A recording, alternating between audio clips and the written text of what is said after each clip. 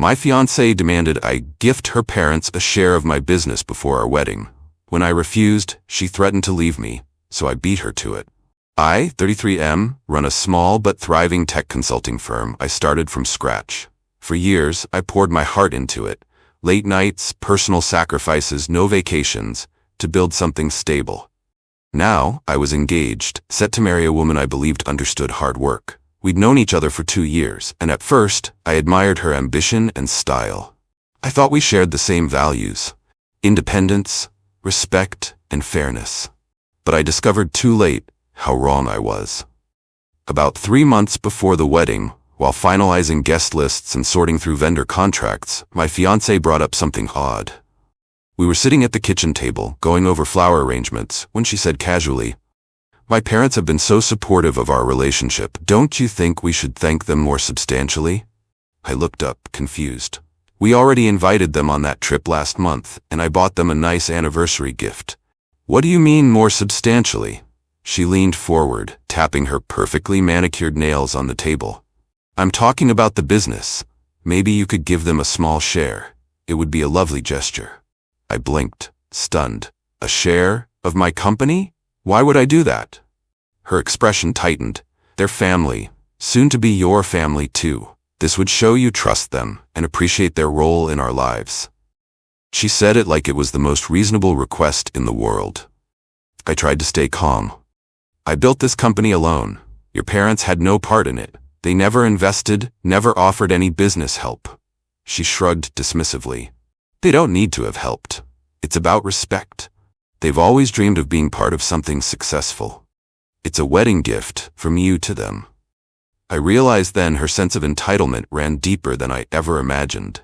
Shocked, I said, "This isn't normal. People don't just hand over shares of their business as wedding gifts. That's a huge deal. It has legal implications." Her smile vanished. "So you're refusing?" She tilted her head, eyes narrowing. "Think carefully. We're about to start a new life together. Don't you want harmony?" My stomach nodded. This was blackmail hidden behind a sweet tone. "I'm sorry," I said firmly. "No shares. I'll be generous in other ways, but not this." Her lips pressed into a thin line. "If you truly cared about me, you'd do it.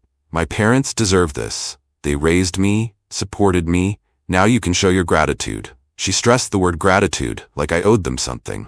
I stood my ground. "They deserve respect, not a cut of my livelihood. This is my business, my hard work. I won't give it away." She rose from her chair, eyes flashing. "If you won't do this for me, what good is this marriage? I can't believe how selfish you are." In that moment, I realized just how toxic her demands were. She valued my business as a bargaining chip, not respecting my sweat and sacrifice. I knew this wouldn't end here. I braced myself for the battle ahead. Over the following days, tensions soared. She stopped discussing wedding details and instead bombarded me with guilt trips. "My parents are excited about our future. Don't you want them to feel included? Or do you really love me if you can't do this one thing?" I tried to reason with her, suggesting alternatives. Generous gifts, a beautiful family vacation, but she wouldn't hear it. The only gift that mattered in her eyes was a stake in my company. One evening, after a strained dinner, she dropped a bomb. "If you refuse to give my parents a share, I might have to reconsider marrying you." Her voice was icy, her gaze a challenge. My heart clenched. She was threatening to end our engagement over this absurd demand. Was I engaged to a partner or a ruthless dealmaker? I took a deep breath.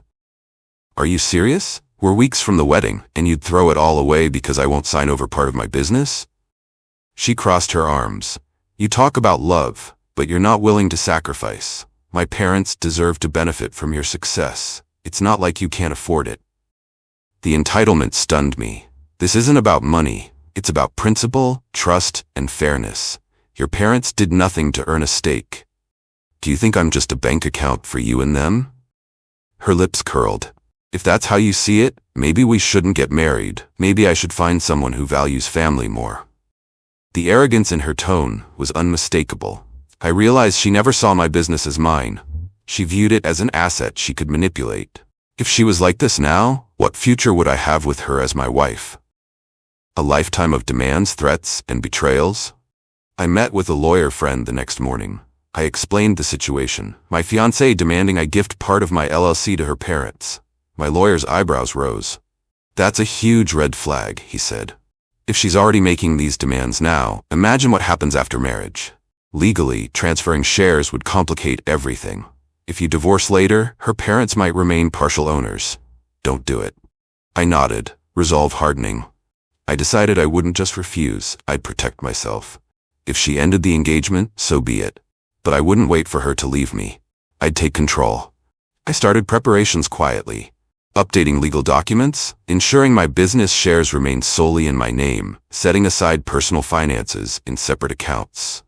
The following night, she confronted me again. So, have you changed your mind? She asked, tapping her foot. I shook my head. No, I'm not giving them anything. Her eyes narrowed. Then I'm done. I can't marry someone who doesn't respect my family. She turned as if to leave the room triumphantly. But I spoke calmly.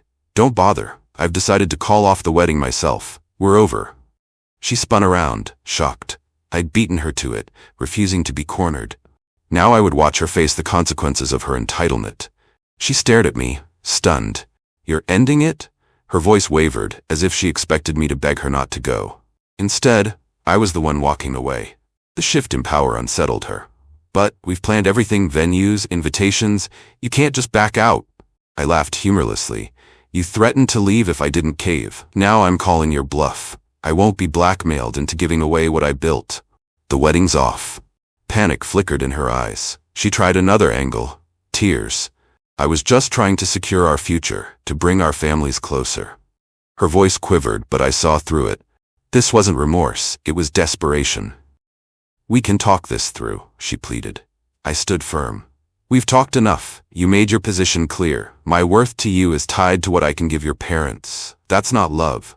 She tried to twist the story. You're misunderstanding. It's a cultural thing. My parents expected a gesture. I shook my head. If it was just a gesture, why threaten to break up? This was extortion, not culture. Facing that truth, her mask slipped. Fine, she hissed. I was testing your loyalty, and you failed. A test? My blood boiled. You don't test your fiancé by demanding a share of his company. That's manipulation, plain and simple. With her schemes exposed, she turned vicious. She accused me of being selfish, small-minded. You have so much, yet you won't share a tiny piece. You're greedy. She spat, voice rising. I remained calm. Greedy? I built that company alone. I owe your parents nothing. Your attempt to strong-arm me proves who's greedy. I escorted her out of my house that night. She screamed threats. You'll regret this. I'll tell everyone you abandoned me, that you're a liar. I shrugged. Tell whoever you want. I've documented your demand and threats. If you try to tarnish my reputation, I have evidence. I'd recorded some of our conversations, just in case. Legal advice suggested it was allowed since I was part of the conversation. It was insurance against her false accusations. She froze when I mentioned evidence.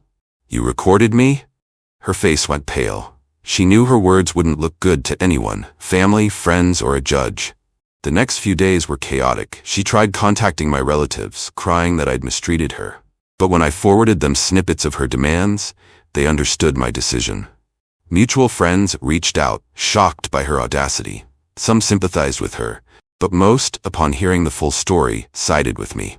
In desperation, she came back to my door, sobbing, I'm sorry. I was pressured by my parents. They wanted a share, said it was normal. I love you.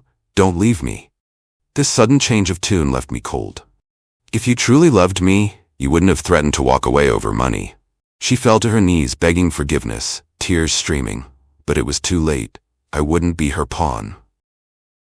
As I watched her plead, I felt no triumph, only relief. I dodged a lifetime of manipulation. I told her firmly, we're done. I won't be marrying you, and I don't trust you anymore. She tried clutching my hand, but I stepped back. Leave now, I said quietly, and don't contact me again. She retreated, sobbing, realizing her entitlements cost her everything. My trust, the wedding, her imagined future sharing my success. The finality of it weighed heavily in the silence after she left. But I felt lighter, free of a toxic bond that would have choked me eventually. Legally, I faced no major aftermath. We weren't married yet, so no common property to dispute. The business remained mine, untangled by her grasping hands. I filed a cease and desist through my lawyer, warning her not to defame me. Her parents tried calling once, asking if there was a misunderstanding. I told them the truth. Their daughter demanded a business share for them as a condition of marriage. They stuttered excuses, but I ended the call. My life, my company, my boundaries, none of it was up for debate. In the weeks that followed, I focused on my work, my team, and my own well-being. Some friends confided that she was spreading partial truths, saying I was controlling, stingy, but I had enough proof to clear my name if needed. The rumors died down when people realized she had no evidence, just bitterness. I learned a valuable lesson. Love doesn't require surrendering one's hard-earned achievements to please others. A real partner supports and respects boundaries, not tries to pry wealth out of you. I dodged a bullet by refusing her ultimatum and taking action first. Ultimately, I emerged stronger, cautious, but not bitter. I saw how quickly greed could poison a relationship. She underestimated my resolve, thinking I'd fold to keep peace. Instead, I proved that my integrity and self-respect weren't for sale. No doubt, she's left regretting her move, knowing she lost a stable future by pushing too far. If she imagined herself a clever strategist, she discovered I wasn't her chess piece. Actions have consequences, and her attempt to leverage my love for her parents' gain cost her everything.